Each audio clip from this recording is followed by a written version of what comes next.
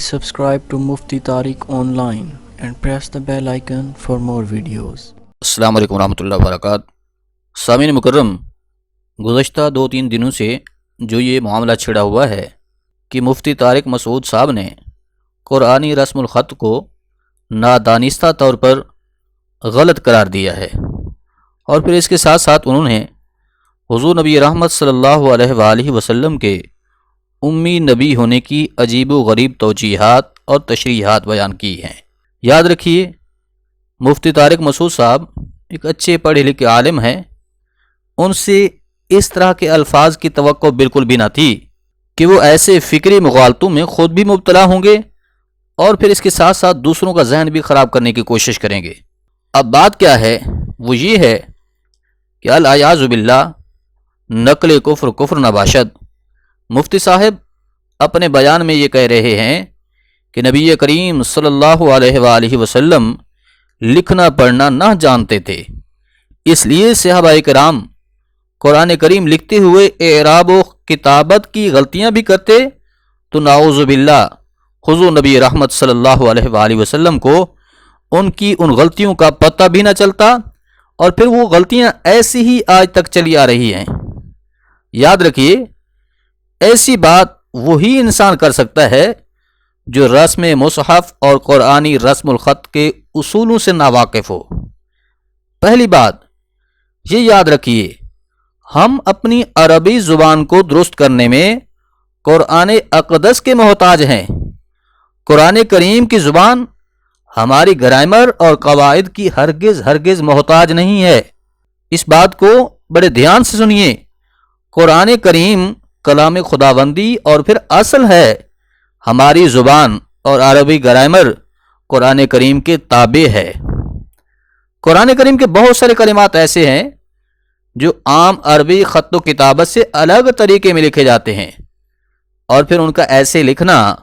یہ توقیفی ہے۔ توقیفی سے مراد یہ ہے کہ ان کو اس طرح کا لکھنا حضور نبی رحمت صلی اللہ علیہ وآلہ وسلم کے حکم سے تھا،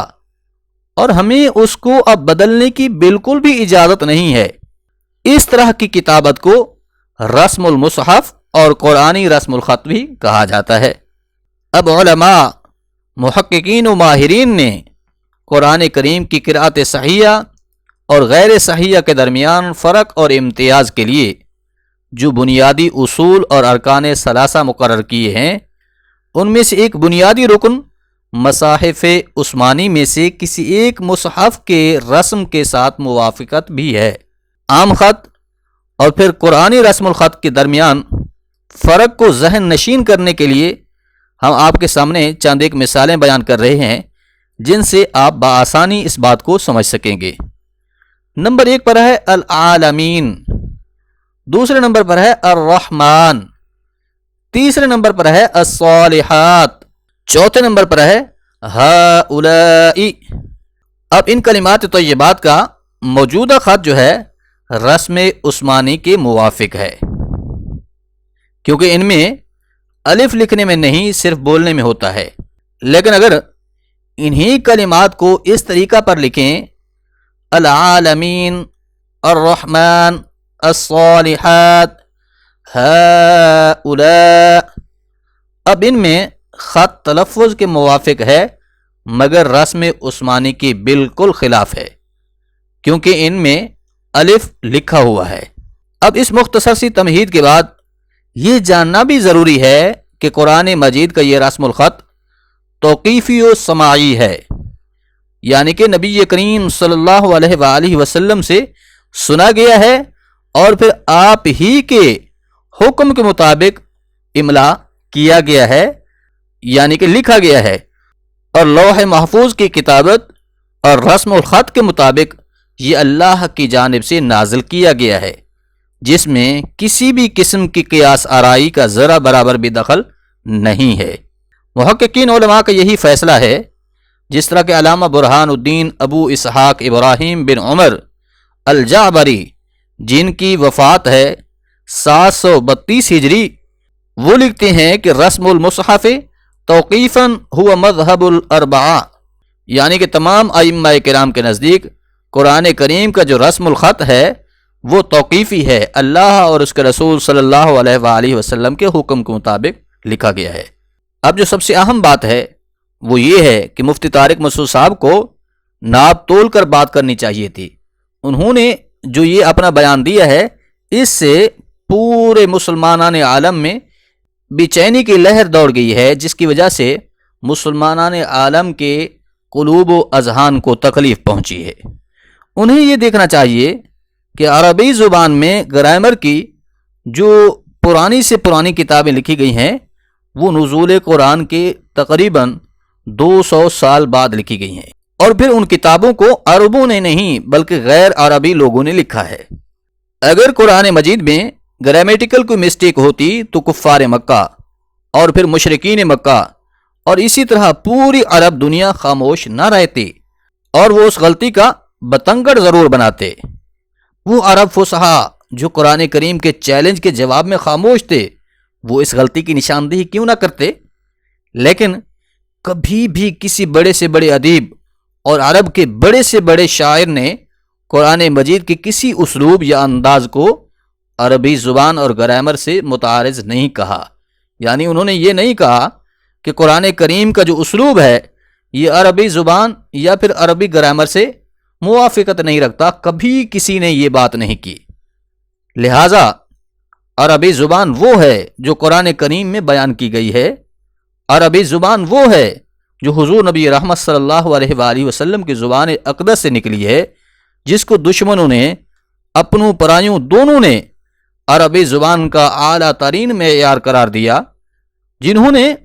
قرآن مجید کے ادبی اعجاز کے سامنے سر تسلیم خم کیا۔ اس اصول کی روح سے قرآن مجید اور حدیث رسول صلی اللہ علیہ وآلہ وسلم کی زبان ہی اصل، معیاری اور ٹکسالی عربی زبان ہوگی۔ اگر گرامر کی کسی کتاب میں اس کے خلاف لکھا گیا ہے تو وہ غلط لکھا گیا ہے، اس کی تصحیح کرنا ضروری ہے۔ اسی طرح حضور نبی رحمت صلی اللہ علیہ وآلہ وسلم کے امی ہونے کا یہ سطحی معنی مراد لینا بہت ہی زیادہ افسوسناک اور لائق مذمت ہے۔ عوام میں بیٹھ کر بڑی بے پرواہی سے یہ کہہ دینا کہ حضور نبی رحمت صلی اللہ علیہ وآلہ وسلم لکھنا پڑھنا نہ جانتے تھے، یہ بہت بڑی نادانی اور بے توقیفی کی علامت ہے۔ وہ لوگ جو منبر رسول صلی اللہ علیہ وآلہ وسلم پر بیٹھ کر لطیفے سناتے ہیں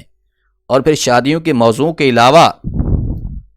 حضور نبی رحمت صلی اللہ علیہ وآلہ وسلم کا امی ہونا، یہ حضور نبی رحمت صلی اللہ علیہ وآلہ وسلم کے حق میں کمی نہیں بلکہ حضور کی شان اور عظمت ہے۔ آپ کی امی ہونے کا مطلب یہ ہے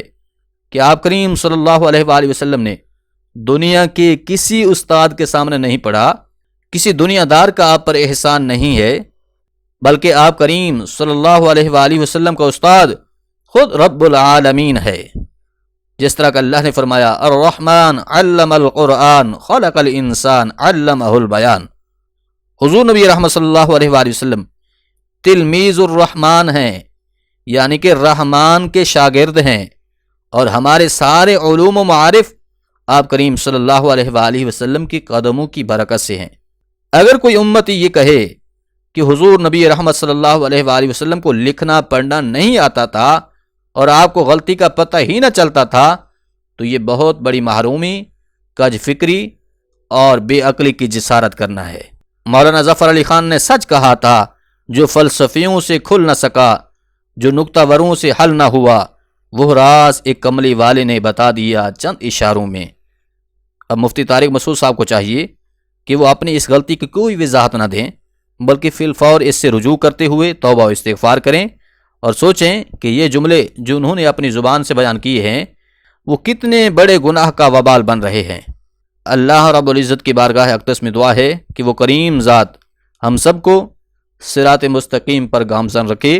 اور آداب بارگاہ رسالت صلی اللہ علیہ وآلہ وسلم بجا لانے کی توفیق عطا فرمائے، آمین۔